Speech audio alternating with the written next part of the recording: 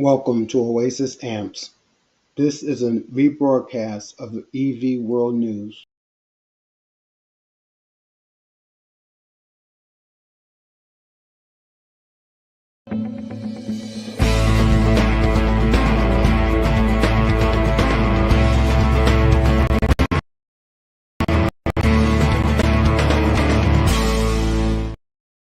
Hi, I'm David with EV World News. We're talking about electric vehicles, green energy, and the stock markets.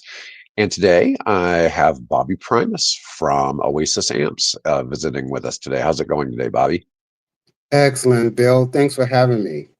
So, Bill is in Seattle and he's having David. connectivity issues. So, Bobby offered to fill in at the last moment so I could have a co host today, which I definitely appreciate him coming on. And he's a regular viewer. So, it just seemed very appropriate. He's in our EV space, and I think you can add some good insights, and it'll be a little different than when we have Bill on here. So very cool. Anyway, I'm pleased to have you on here. So we're going to start out today. We're going to talk about wireless charging of EVs. Now, this is a kind of a creative concept because most of us have it. Not everybody, but most of us have probably used a wireless charger for our cell phones. Not everybody has them. Okay, not all cell phones take wireless charging. And by the same token, I'm not sure that there's really any EVs made yet that are ready to that wireless charging, but I don't know that. I'm losing your sound. But this is kind of a unique concept. I know there's a highway in Florida being designed to do wireless charging as people drive down it. But the latest one is a street in Los Angeles will be the first in California to wirelessly charge EVs. Now, the idea of this is, let's say you have a city transit bus that's electric, is that the bus may stop because it's got to be at that bus stop for, say, so many minutes because it's not supposed to leave it till like 11:58 or something like that. So it'll sit there. And while it's sitting there, it's charging wirelessly from the charger there at the stop. And of course, if you have that, you'd think, well, then all of a sudden cars will be stopped there all the time blocking traffic, trying to get some free charging, right? So I'm sure people find out a way to abuse any system, right? Absolutely. So anyways, here's just sort of a concept image of this. Not sure how likely this really is, but it's trying to show like the bus pulling onto a spot on the pavement that would be wireless, but I would envision this as not being the whole road, but it would be just at the stops. I could be wrong. They could be trying to have it go all along the line. Trolleys have for a long time ran with an electric cable, and they had something reaching up and connecting to the electric cable. A lot of places in Europe have similar still to this day. Right. And there's been talk about trying to make it so buses could have that kind of connectivity. I'm not a big fan of that, but in this particular case, this would be some way that the vehicle could charge. I wonder what that would do in a rainstorm. That just kind of makes you wonder how that would look. The bus is trying to charge and it's wet and you fry all the people waiting at the bus stop. That probably wouldn't be a great idea. I'm sure there's some that'd be a Mike question. Well, about a month or two ago, I put a video out on this issue because there were some concerns. Of course, you can adapt current vehicles to have a charging receiver to receive that. So you could just retrofit it. Okay. But then you could have the problem, and actually that would actually solve most of the problems of these cable thefts. And that was what my video was about. You have cable thefts at superchargers and EVgo and all of these places where you charge, and people cut these cables to get $15 worth of copper out of them. But you figure if there's 8 stations there, and you get, and each station, each charger has 2 cables, you've made $150 for what? 10 minutes worth of work cutting cables, throwing it in the trunk of your car. But each time you replace a cable, at the time when I made it, it was $2,000 to replace each one. So that can very That's a better quickly deal for become the guy doing the theft than stealing air conditioning units. absolutely. So I mean, in order to prevent that, if they went to in-ground wireless chargers, or I mean, you could do it a couple of ways. You could bring your own cable and plug in, and this way there's never a cable always there. But to do it wirelessly, because these cables and connectors, there's always a compatibility issue. Do I have CCS? Do I have this? But if you have a charger receiver and you pull over that thing, it'll charge your vehicle. Well, you're going to have some power loss, but then at the same time, you're putting out an EM field that people are concerned. It's like being around your microwave too much, right? All that power is coming up into the car and you're sitting over it. Right. So you'd have to kind of isolate that. So there's some pros and cons to this either way. And especially in a city bus, all the kilowatts that it would need to charge, you would have to look at the health risks also. Almost it seems like every time there's a solution, it brings a new problem. The only thing I see as a challenge with this is how do you have efficient transmission of electricity? I would think you'd have all kinds of electrical loss going Yes, from the pavement up into the vehicle. the receiver.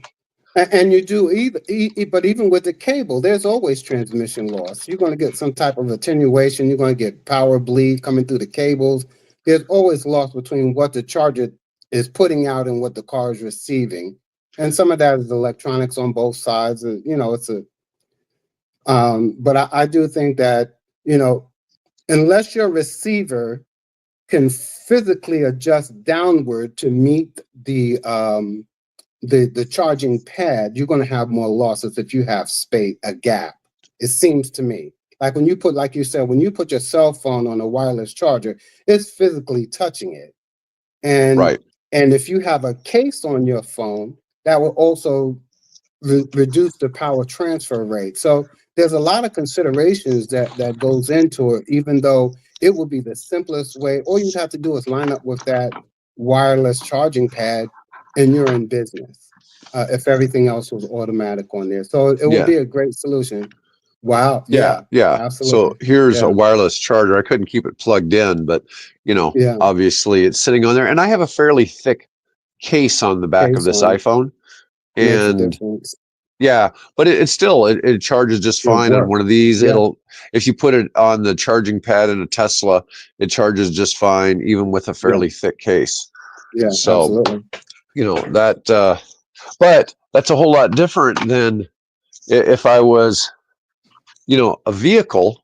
It would look kind of like this. It'd be this big gap, and in reality probably be more like this higher. Big of a gap. It's just this would be the size of the bus, right? So I'm curious how I'm just kind of curious how that works. I mean, now there's also talk about a high-speed EV charging highway in Indiana, and I know there's something going on in Florida, and it's just like I said, what's happening when it's raining, what's happening when it's there's all these things. Of course, I do a show on electric vehicles. I keep realizing that there's so much about electricity I just don't understand. And it makes it fun to have Mike on Wednesdays when he's got a much better handle on it as an engineer, but still there's just a lot there's a lot going on here. I've always done low voltage with my IT background. Computers and stuff is low voltage. I try to stay away from high voltage stuff, but like you said, if that charging pad is just sitting there, let's say at a Tesla location, and somebody steps on it in the rain, I don't know, but I've heard people talking about, well, it's like an induction stove. Until you put something on it, there's no current going through it, right? You have to put the metal pot on it. So I guess they're working on it, and they're roughhousing it at this point, but I think it could be perfected to be a great idea if done correctly. According to UCLA, installing inductive charging can be cost competitive with standard EV chargers, though the first pilot installations, of course, cost more. The basic process, fairly simple. When the road's due for resurfacing and the top layer is removed, thin charging coils can be added and connected to electricity. From then on, the electric vehicle receptor has to be added that can communicate with the charging coils to suck up power. Absolutely. And so if both of those would adjust up and down just a little to put them in closer proximity, and at the same time you put a shield around them to contain any EM field around it seemed like you could make it a safe proposition. So, you know, the final design may be around 3/4 of a mile long, with clusters of charging coils at certain locations along the road. It can help make here's something. Driving along a mile-long stretch of the charging tech can typically add 10 miles of range to a vehicle. That's a pretty good stretch. Now the thing is that drive down 1 mile, is that at 60 miles per hour, or is that at 15 miles per hour, so over for 4 minutes? I mean, because when I think of driving 1 mile, I'm thinking about driving it in, say, 1 minute, right? 1 minute, and that would be a lot of miles to add in 1 minute. Now, there is charging here. Those 800-volt chargers, which are fairly non-existent, but the technology exists. They add 40 miles per minute if you have a car that can hook up to it at a charger. So 10 miles in 1 minute isn't out of the question by any stretch. Right. If this is really as effective as a charging cable, would be. I think 10 miles in 1 minute is probably more the norm. I mean, you think about if you were trying to add 200 miles of range in 20 minutes, going from 10% to 80%, that's probably, a lot of cars. That's about right. So, but this is more talking about a bus. Wow. And so for a bus, that's a whole lot more kilowatts. You've got to get up into the bus, but the bus, obviously the sensors would be covering, the battery pack would be larger. You could have more sequential sensors throughout the bottom of the bus. It would be longer than just 1 or 2 places on a car. But just imagine, though, most of these EVs have, solid bottoms where the batteries are. So imagine if all of that surface now was part of the receiver. Right, instead of just one square, just one that you would have in the front under the engine bay, you would have the whole bottom of it, and then now you can actually stream power to more inputs on that vehicle. It seems. It would seem. I've always been surprised that you don't see charging ports on both sides of a car, so that when you were pulling up, if all the charging bays weren't used, you weren't charging 2 chargers at the same time. But then you would have to have a split the way you would DC charge those batteries.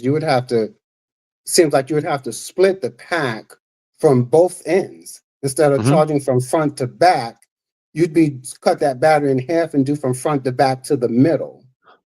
And it seems like that will be more efficient. But I think the way they have it now, it would be more difficult to plug in that higher capacity.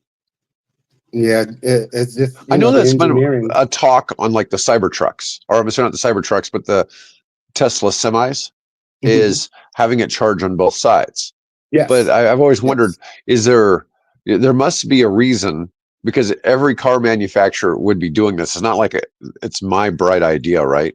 There's been, I'm sure, 100,000 other people thought the same thing and had the same question. But it would seem like a viable thing to have it, charge twice as fast by plugging in on both sides. Why couldn't you charge multiple batteries? I know one of the things, if you go to a Tesla charger bank and there's more than one cord on the same one, it's polite to go to a different one if there's space, because if you're all in the same one, you end up charging slower. Yes, because you're coming off the same distribution unit. So usually you're powering 2 chargers, maybe have 4 heads, and then you're sharing that power. So if you go to a Tesla A, you don't want to be Tesla B. You want to go to another Tesla A. It's coming off of a different unit, and you'll get the full power. Right. Yeah. So I'm just saying you'd have to hit multiple ones. But this seems like, from what we're talking about, there'd be more points of transferring the power, so we get a little bit more juice in the vehicle. All right, I wanted to move on. That's something I really found fascinating, because I've seen studies. Now, this was the Tesla studies are worldwide, based on all showing how safe Tesla vehicles are. But a recent study came out that said Tesla has the highest fatal accident rate of all auto brands, and Wow. this is based just on the United States. Okay, Now, is this in and safe driving mode or just in general? this is just in general. Wow, Yeah, Tesla that's shows surprising. their self-driving is incredibly safe compared to human driving. Um, but Tesla vehicles have a fatal crash rate of 5.6 per billion miles driven.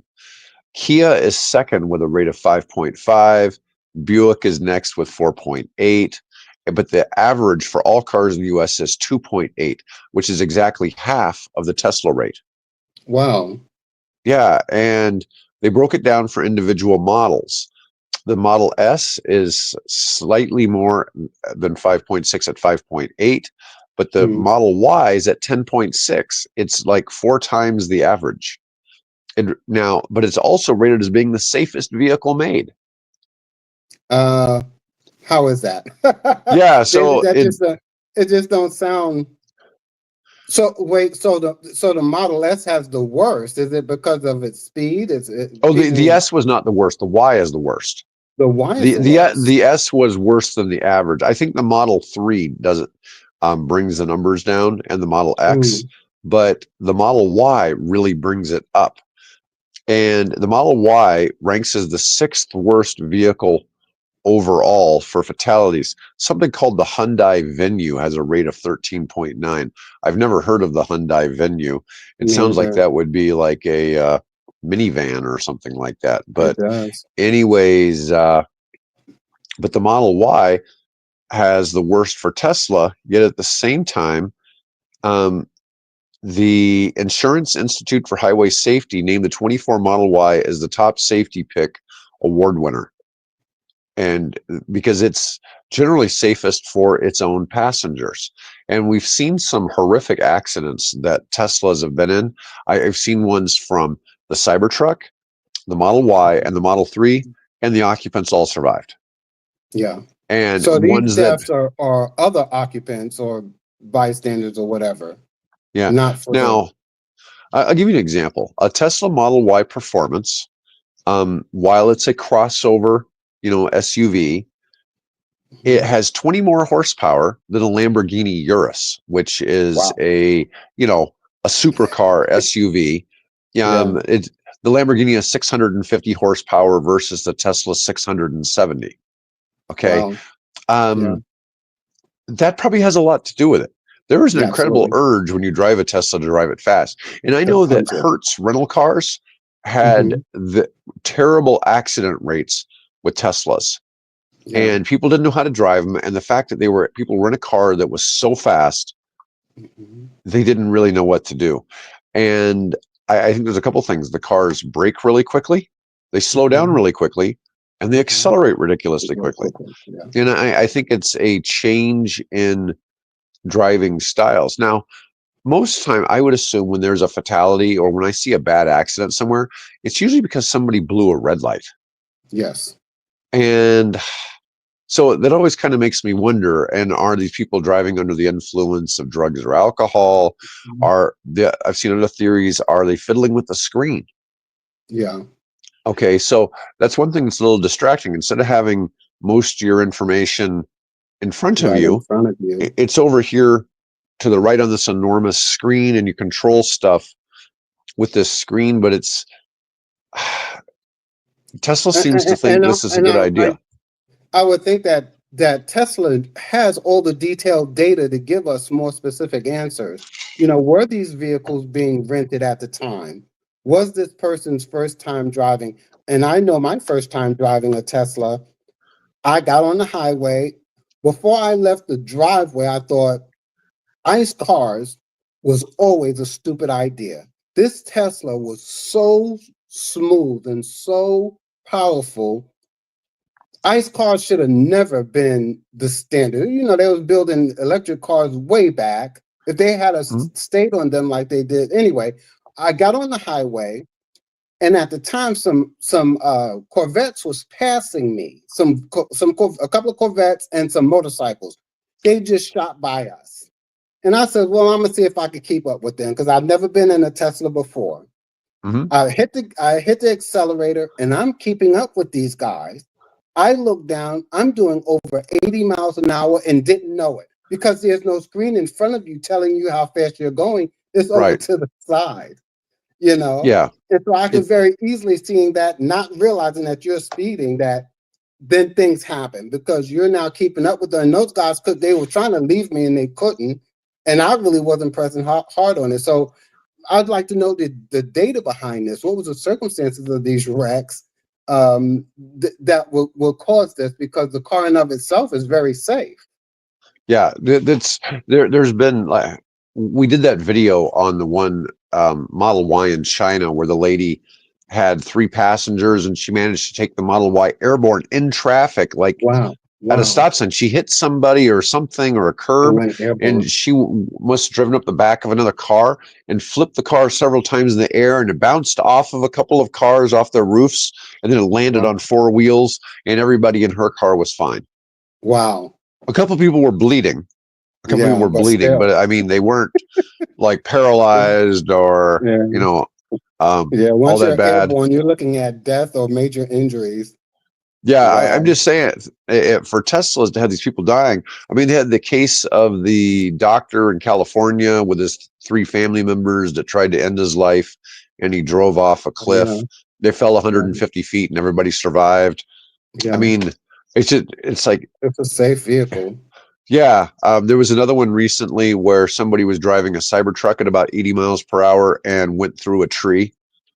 Wow! And the front of the vehicle completely crumbled. The 4 people inside were pretty much fine. Yeah. And they should not have survived that accident. Absolutely. Yeah, but they did. And there's so many cases of people having amazing survivability in these vehicles that it really makes me wonder, are these drivers drunk, just not paying attention?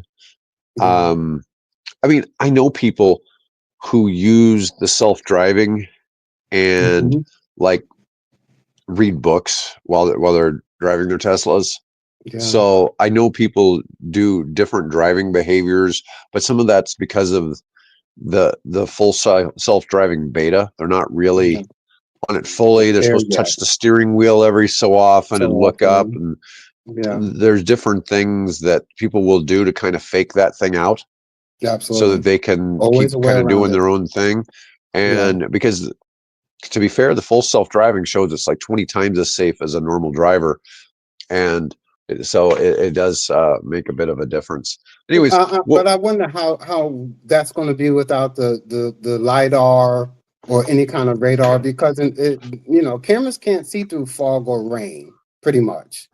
They're very easily confused. So it seems like, since they removed the LiDAR and other sensors, and you're just strictly going on cameras, it just seems like, in sunny weather or clear night, it seems fine, but any abnormality could seem to cause problems with just camera-based sensors only, it seems. Was that what they're doing now with just cameras now?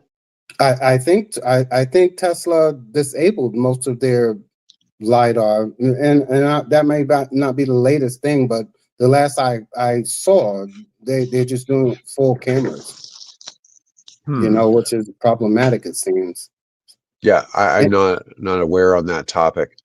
All right, let's move on, and I want to talk a little bit about battery technology. One of the things, we get a lot of hate on EVs because of battery fires, different things, but there's other technologies other than just straight lithium-ion batteries. Cattle, or CATL, I get a little bit of hate occasionally because I like to call them cattle. In Nebraska, we call them cattle. Okay. Yeah. Absolutely. Anyways, so CATL, which is a giant Chinese battery manufacturer, says it's going to put its 2nd generation sodium ion batteries into production in 2025. Now, the sodium ion battery can't catch on fire, but it holds slightly less energy per than lithium ion or kilogram. LFP batteries. Yeah. Now, you've got a mix right now. You've got a mix of lithium ion and LFP out in most of your EVs. And this is going to be something that's come out new. The CEO of Cattle, Robin Zing, said the company has 20,000 people doing research and development work. How many other companies can make a claim like that? Mike and I talk about this a lot on the Wednesday episode. We see people announcing what they say are game-breaking technologies, Yeah. 1,000-mile Game changers. batteries that Yeah. charge in 30 seconds. Yeah. God knows what all some of these claims are, but they're usually by companies that don't seem like they're well-funded. Yeah. And it's a challenge. But when I see like LG Electronics, Cattle, Tesla, Panasonic has BYD, some. Panasonic, when they're talking about we've got this technology and we're bringing it to market in the next 2 years, I'd say that's happening. Yeah. Okay. Some of these others we see, everything from like the NASA Sabre battery, solid state battery, they're thinking might be good for space flight. I just don't know. And it's interesting to see. There was some recent arguing between or where Robin Jing from Cattle was saying that Musk doesn't know what he's talking about with some of the battery technology that Musk is trying to put money into. And maybe he does, maybe he doesn't. Who knows? Yeah. But it's interesting kind of to see. But Cattle recently announced a second generation sodium battery at the World of Young Scientists Summit. Their chief scientist Wu Kai revealed the development of the battery so that it would be launched in 2025. They're already manufacturing sodium ion batteries and is using them in its Freevoy battery pack, along with its traditional lithium ion cells. The Freevoy battery is engineered specifically for use in so-called extended range EVs. It's the Freevoy is the world's first hybrid vehicle battery with a range of 400 kilometers and something called 4C super fast charging. I don't know what 4C is. Yeah. But it's a battery for hybrids with 400-mile range or 400-kilometer range. 400 kilometers would be about 240 miles. That's a long range to put on a plug-in hybrid. Yeah. But QuantumScape was doing something similar. I think BMW, if I remember correctly, and maybe Stellantis, who had invested in them. They're doing real world testing with their solid state battery. But I think that the technology is going to. I think there's going to be a hybrid mixture of those batteries before they become full solid state to get the benefits of both. You'll have, iron lithium mixed with some type of solid state batteries to get the fast charging of one and then the energy density of the other, so that it's fully electric, but you're getting the best of both worlds, including cold weather performance of solid state batteries is supposed to be better depending on the solid state you're looking at. So I as the market evolves with anything that has to do with tech and digital, you always get new advancements and the prices always come down. right. And that's why ICE engines is dinosaurs. And then, people want to go to combustion this and new combustion. If it burns anything, it's dead, because it can't compete. The price of building a 2,000 part combustion engine compared to a 10-part total electric motor with the transmission built in, that's never going to be as expensive as to build a automatic transmission with 8 gears and a 2,000 part. And so those prices, the EV prices, are going to continue to drop, like the Chevrolet Equinox. That 2025 get 319 miles of range now. That's the average, and the price of what the federal rebate is $28,000. Almost anybody can afford that. And with that amount of range, you can not have a home charger and drive that vehicle all week. And when you go supermarket shopping or go to a restaurant, you could plug that car in while you're eating dinner, you know. Right. And so with these prices coming down in these batteries, the next significant battery evolution to the market is going to be the end of ICE altogether, I think. Oh, I think, I've been in this space as far as doing the news with Bill for less than a year and a half. And I've been in the EV space for about 3 years, and I've seen so much doing the news that I really didn't realize was going on. There's so many things in terms of charging technology, battery technology, um, things. So that right now, the cars aren't designed for the current best practice in charging tech. But like I was telling you, there's chargers out there that can charge a car 40 miles every minute. Okay. So, do you need to stop at a charger and put in 400 miles of range? No, your max is probably about 200 miles you can go before you have to stop and go to the bathroom anyways, right?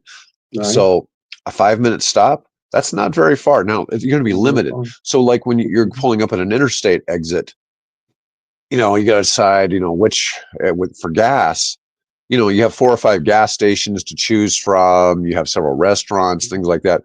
Whereas with charging technology, you have to put it in an app and it navigates you to your next charger, and you kind of plan your route along these charging stations. So you take a little bit of time, maybe farther to go out of your way to go to the charging station than you might otherwise if you were driving with gas.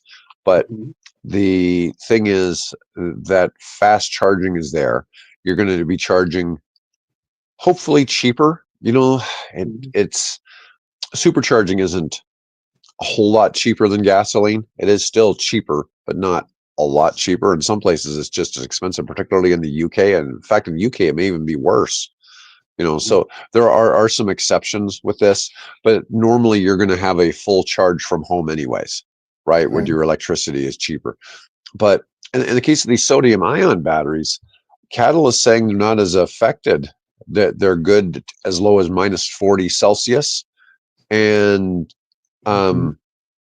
which is the same as negative 40 Fahrenheit. But anyways, just saying that the sodium ion batteries are probably going to be significantly better for cold weather driving. People always freak out about all those Hertz rental cars that had problems last winter at Tesla superchargers, and some of the chargers were down, and there was some problems. That was a huge story. I don't know if you remember that from last winter, but anyways, and the sodium ion batteries have a much lower chance of being involved in some type of fire, and that is a big deal. Now, by the weight, the energy density is only 200 watt hours per kilogram, whereas the best lithium ion batteries currently are 300 watt hours per kilogram. So the current lithium ion batteries for the weight can carry 50% more juice. Okay, so that's going to affect the ranges, but we'll see. I'm betting these sodium ion batteries are going to be cheaper yet too. And that's why I think at first it's going to be a hybrid mix, because you're going to get the range from the ion, but you're going to get the fast recharge. But then the architecture of the vehicle is going to have to change. They're going to need to go to 400. Now, some people are saying 800. And now I think, was it Honda was saying 1200 amps architecture in the vehicle to allow these fast chargers to be more efficient at charging the vehicles. You'd have to change a lot of your subsystems to handle that kind of power throughput, it seems. Oh, there's no question. Currently, well, my next topic is actually on the Tesla's new supercharger hardware, and it's a new version 4.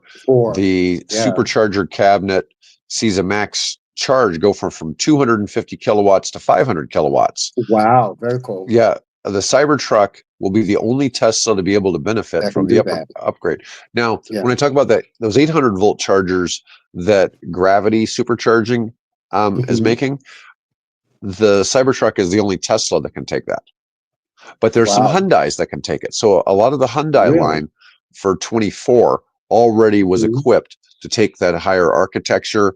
That's The awesome. Porsche Taycan or Taycan, Mhm. it can take Mhm. it. But for 25, there's going to be something like about 20 cars that can take it. So a I lot of wonder how car that's going to manufacturers, do. I wonder how that's going to do with the longevity of the batteries pack itself, though.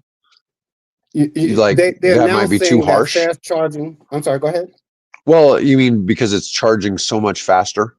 Yeah, you got a lot of power going through there. You're gonna have Hmm. heating problems. You can't push that much power without you're gonna have a lot. You're generating a lot of heat. Hmm. Yeah. So what's going to be the degradation of the battery pack over the life?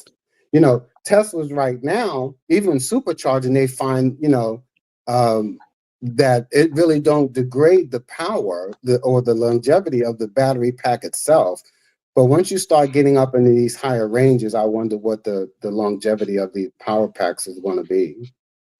Well, there's probably something to that, and I guess Mhm. only time will tell. But the So other thing yeah, is, how often are people really going to be using that tech? yeah, right. Yeah. Okay, maybe if you are a taxi driver, maybe Yeah. you're going to be going and using the superchargers all the time. I mean, the normal person is probably not going to the superchargers all that A often. lot. Right. I agree. Yeah, so it's going to affect a limited number of people, but Tesla's supercharging network is definitely the leader in the industry. So, David, I let me ask honestly you. go ahead. You were talking earlier about how much it costs to supercharge.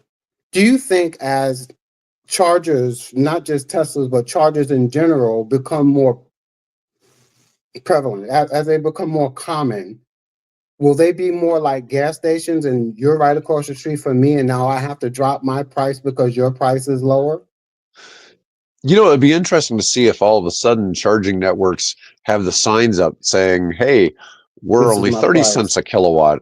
Yeah. Yeah, versus because a lot of the places, so like where Bill and I live in Nebraska, electricity at home is like 12 cents a kilowatt hour. Wow. Okay, it's really cheap here.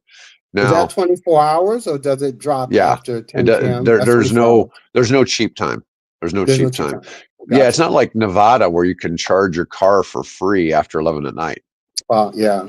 Because they have too Yeah. much power at night because of Night. wind, Yeah. power. They have to sell that wind power somewhere. Anyways, it's I don't know. That's an interesting kind of thought.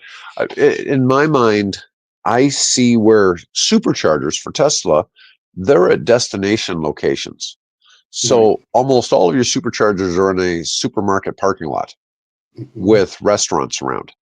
Right. Okay, so it's not your traditional. Like I'm a fan of in the Midwest. We have a chain called Quick Trip. You're in Florida. You have Hmm. Wawa. Hmm. They're pretty they're both similar where they even have like healthy options for food and things like that, which is not your traditional like gas, cigarettes, booze, lottery Hmm. tickets kind of gas Right. station. So you have some options there, but I haven't seen any Quick Trips putting in charging stations yet. Okay, I think but Circle K just signed Circle. You have Circle K's where you are? 7-Eleven Circle K's? I'm pretty sure we do somewhere. They they've been doing a big initiative Big to put initiative doing in that. um, Yeah. electric charging stations. I'm not Absolutely. sure what to think. So here's kind of my deal. Tesla has the most reliable network, right? Of course. And this Hands is part of down. what your idea of what you're doing with Oasis amps is you're Mhm. providing a plan B for people who go to a charger and the charger doesn't work, right?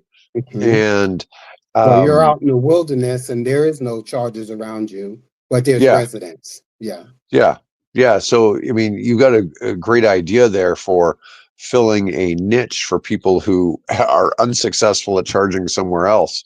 But the Tesla network tends to work. Okay. Always. Whereas the other companies haven't quite figured it out. And I don't know if this is just because Tesla's got the money to make sure things work and the other Yeah. companies are always hurting for money. I know when I had opportunities to purchase superchargers at a discount and sell them to charging companies, no charging Mhm. companies had any money. Yeah. So Yeah. even though I could sell them some superchargers for like $25,000 or less, when Mhm. they're normally 75,000 or more, Yeah. nobody had any money to buy them. Wow. So, I mean, That a makes lot a of them difference. missed the boat. I mean, they could have picked up a Yeah. couple hundred of these things and saved millions. Absolutely. It So, seems like the government should have bought those things at that price and then had them sold to contractors that was installing under the Nevi. on the Navy. Yeah, I mean, it would make a lot of Yeah. sense. When you have all this money allocated for the Nevi project, in the Yeah. billions of dollars, and they barely put in any charging stations, and an opportunity comes up to grab 200 charging stations for Yeah. Yeah. a third the normal price. Yeah. You'd have thought somebody Crazy. could have hey, let's write a check. Snap 'em up. Let's get that, and we'll have those, and we'll find contractors to go install those. It's like, no, No. no. Yeah. Forget the government saving a buck, right? Yeah. It always, They're you not know, into saving money business. no, they're not. Because They're when not you in get the into them saving money collecting business. taxes, you don't have any incentive to save money. The money's coming in regardless. So why save it? It's not like your No, household where the money's coming in is limited. So you got to be careful what you're spending, the government seems to have no concern over whether or not Yeah. they, spend our tax money in a, I don't know, what is the term with due diligence? Due You diligence. know, I don't know. It's astounding sometimes to see some of this stuff. Anyways, but these new chargers, the new cabinets dubbed the V4 cabinet, sports charging in vehicles with battery packs rated between 400 volts and 1,000 volts. That's great news for owners of EVs with 800-volt architecture. That's what I was just talking about with the gravity chargers. Absolutely. Okay, so a growing list that now includes the Audi e-tron, the Genesis, Hyundai, and Kia vehicles. Of course, that's all one family. Yeah. Porsche and Lucid, GM pickup trucks, Wow. and the Tesla supercharger. Now, I'm assuming that Tesla will very soon start making their other cars on this. Because the current, the 3, the Y, the X, and the S max out at 250 volts. So the only Tesla that can handle it is the Cybertruck. It's designed to support 8 supercharger stalls, which is double the number of the current cabinet that the V3 supplies electricity to. The things with this, though, and I've talked to utility companies about this, is you've still got to make sure you have all the transformers, everything in place to be able to provide that load if there's that many vehicles charging at that particular charging location. But I saw I don't know if you've ever seen Kyle's out of spec review. He does EVs and road testing and stuff like that. Mhm. He installed. Someone gave him a charger for he's just got millions of views, but he has a hybrid system that do DC fast charging. He has his batteries. I think it's like a 200 kilowatt battery that supplements the level 2 battery that will charge at DC fast charging power output. And it seems like if you had a generator supplementing that, you wouldn't have to get all of this external power from the grid, right? You have trickle power coming in from the grid. You're charging your battery pack, and you're charging a car off the grid also. But then if you need to fast charge or charge more than one vehicle, you can have a generator there that would kick in and supplement both. So you have 3 sources of power putting out what the grid needs and try to eliminate that whole, I got to run dedicated 240 volt, or what's this phase 3? I forget what phase 3 is. Power to that that installation in order to get level 3 charging. So I think there's going to be more hybrid systems that will get these places installed, even in locations where you only have electricity. Well, I think part of it is you have solar and batteries, like you were talking Yes. about. Yeah. I don't know about so much about the generator situation, but if you have the battery storage, the chargers aren't being used all the time, so the battery is always being topped up. Charged up. You're able to save the grid. We've had a lot of discussions about this, like Australia is starting to figure out the V2G model, which is vehicle to grid, which is basically using, for those of you who are listening and don't know what this is, it's taking the batteries on the vehicles and using them to supplement the grid, as opposed to the other way around. People always think that EVs are taking all the power, but EVs really for daily driving don't use a whole lot of the battery. They only use a small part of it. And you can take them and you can plug them back in at the house. And if you have one that has bidirectional charging, or you have a charger that's set up to be bidirectional, you can power the house from these vehicles. And they're talking about helping get through the Australian summer with helping with like air conditioning loads and stuff like that by having the power come from the EVs and people using the cars to supplement the grid when the grid's being taxed the most. And that's kind of one of the, it wasn't really an intentional part of electric vehicle design. It's just one of the huge benefits that comes from this. And we see this even like with major school bus fleets. You have 1,000 buses at some city that are sitting there with their enormous battery packs, and they can help in terms of, if there was some power outage or brownout, that the buses could probably, 1,000 buses might power 100,000, or not 100,000. Let's say they power 10,000 homes. And it's just crazy to think about how much juice I can put out. Well, Bobby, that's really all we've got to cover for today. And I want to thank you for filling in for Bill on short notice. That was, he's out in Seattle. I don't know what went on there, but he has power. He just doesn't have. He lost internet. So, anyways, makes things a challenge. Folks, we want to thank y'all for. Yeah, folks, we want to thank y'all for watching today, and I'll hopefully be back with Bill on Tuesday. Otherwise, y'all have a great weekend.